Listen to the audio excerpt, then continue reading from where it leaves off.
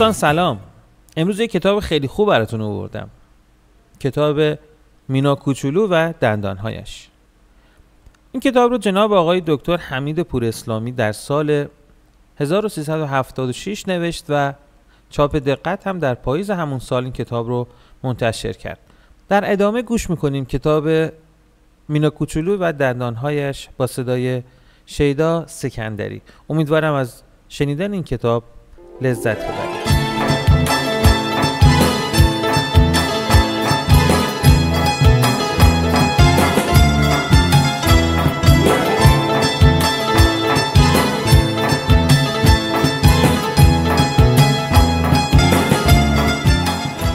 یکی بود یکی نبود.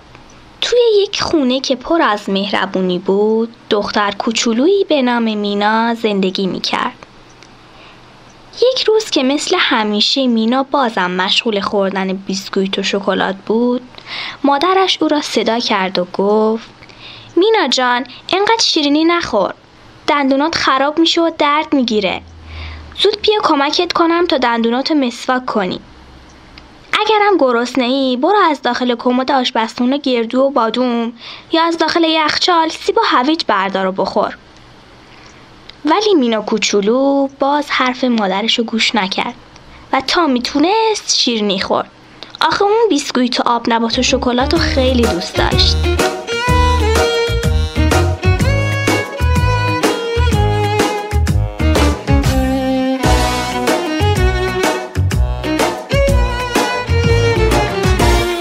خلاصه بچه ها، اون روز وقتی که شب شد، یکی از دندونای مینا خیلی درد گرفت و اونو ناراحت کرد. برادرش وقتی اونو ناراحت دید دورش کرد و خوند: مینا دندون درد شده، زار و پریشون شده، قندونو خالی کرده، وای که چه کاری کرده. هی میک زده آب نبات، هی جویده شکلات، بی احتیاطی کرده، چه اشتباهی کرده.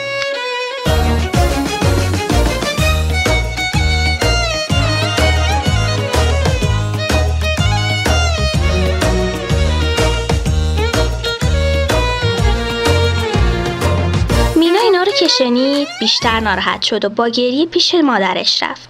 مادر توی دهنش رو نگاه کرد و گفت: چقدر بهت گفتم اینقدر شیرینی و شکلات و پفک نخور. حرف گوش نکردی و با خوردن شیرینی به میکروبای بدجنس فرصت دادی تا دندوناتو خراب کنن. حالا باید پیش دندون پزشک بری. وای، دندون پزشک؟ راستش مینا از اسم دندون پزشک حسابی ترسید، برای اینکه نمیدونست دندون پزشک کیه و با دندوناش میخواد چیکار کنه. فردای اون روز مینا همراه پدرش پیش دندون پزشک رفت.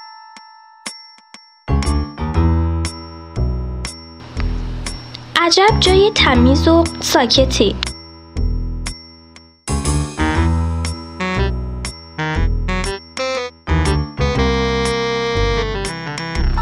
توی اون اتاق یک آقای مهربون با لباس تمیز و سفید نشسته بود. پدر گفت: این آقای دکتره. مینا به آقای دکتر سلام کرد و آهسته از پدرش پرسید: بابا، چرا لباس دکترا مثل لباس فرشته های قصه مادر بزرگه؟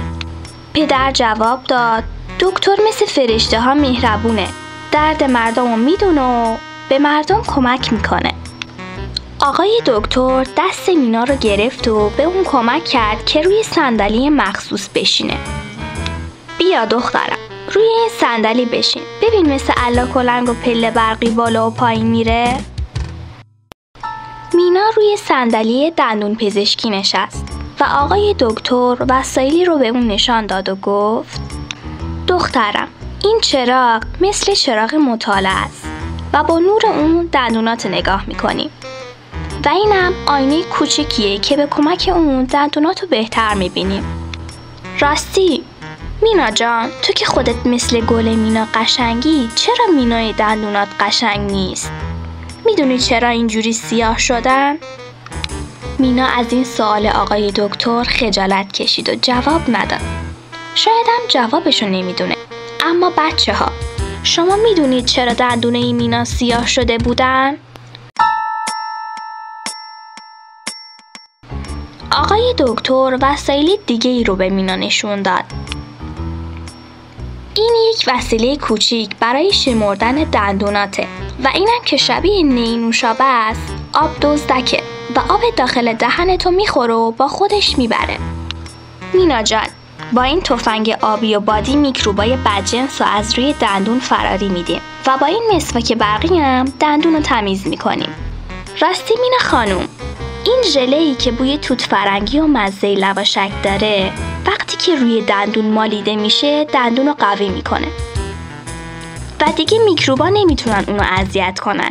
اینم بارانی دندونه که گاهی وقتا روی دندون رو با اون میپوشانیم. و بالاخره این وسیله مثل یک هواپیمای کوچیکه که صدا میکنه و روی دندون چرخ میزنه و دندون رو قلقلک میده و سیاهی روی اونو میبره. و اینا هم کلاه آهنی و کمربند دندونو هستن که اونا رو محکم‌تر میکنن. چه وسایل خوب و جالبی!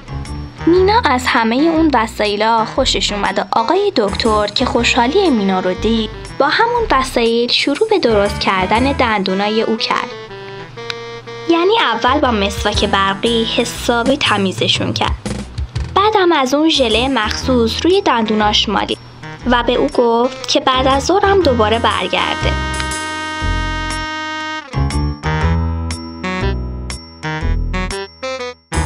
مینا وقتی که به خونه رسید توی آینه دندوناشو نگاه کرد و گفت وای خدا جون، چقدر دندونام سفید و تمیز شدن و از ته دل خندید.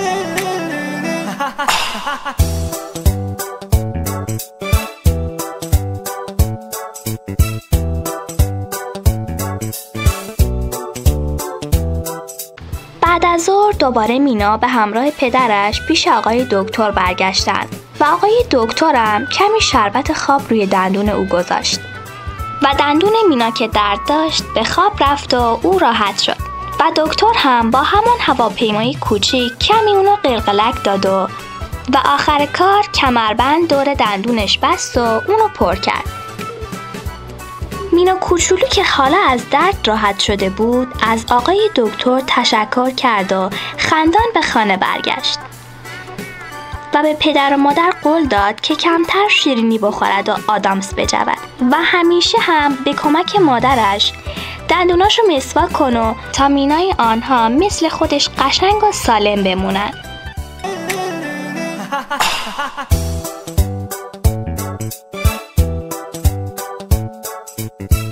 اما بچه های خوب، شما هم یادتون باشه آب نبات و شیرینی و آدامس کم بخورید و همیشه هم به کمک مادر یا پدر بعد از خوردن غذا دندونه قشنگتون مسواک بزنید تا صورتتون زیبا بمونه و بتونید خوب غذا بخورید و خوب صحبت کنید. و هر چند وقت یک بارم پیش دوست جدید مینا که حالا دیگه دوست شما هم هست، یعنی دندان پزشک مهربان بروید تا دندانهای شما رو معاینه کنه.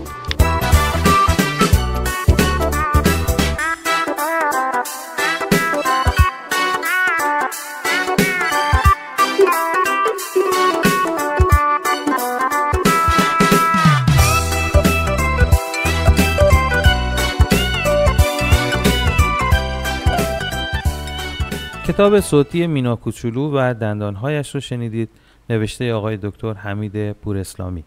آقای دکتر پوراسلامی در دهه 70 تصمیم میگیرند با انجام یک کار فرهنگی کاری کنند که کودکان و خردسالان دیگه واهمه و ترسی نداشته باشن از دندان پزشکی و دست به قلم میشن. با همکاری چاپ دقت کتاب مینا کوچولو و دندانهایش رو در پاییز سال 76 منتشر میکنه.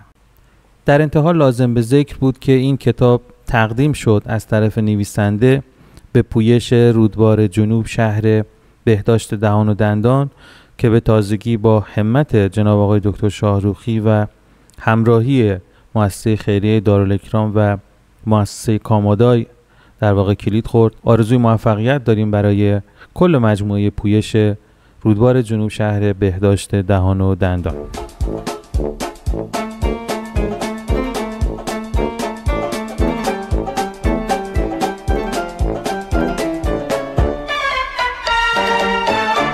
تا یک برنامه دیگه و معرفی یک کتابی دیگه همه شما رو به خداوند بزرگ و منان میسپارم. خدا یار و نگهدارتون.